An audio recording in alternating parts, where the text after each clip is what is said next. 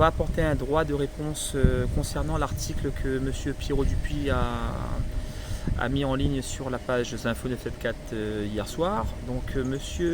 Pierrot Dupuis, vous avez affirmé que les transporteurs avaient eu 100 millions d'euros.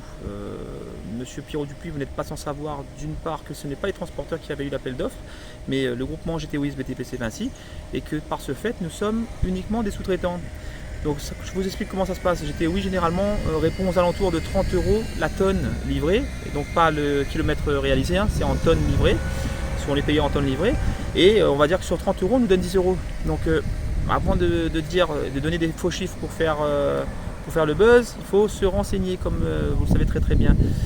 Je ne vais pas m'épancher plus longtemps parce que c'est un article pour moi qui n'a aucune importance, et je voudrais juste dire que pour comparer, comme vous avez fait une comparaison, vous n'êtes pas journaliste, vous êtes un blogueur.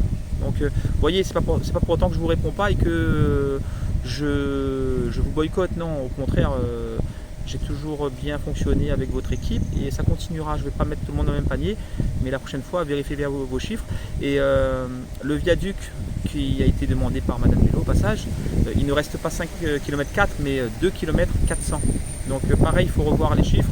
Et je vous le confirme, hein, même si vous avez dit qu'on ne savait pas compter, qu'on n'était pas ingénieur, même pas mathématicien, la partie viaduc qui va coûter 840 millions d'euros coûte 460 millions d'euros plus cher que la partie digue. Donc vous pouvez faire les calculs que vous voulez, ça reviendra toujours plus cher. Merci.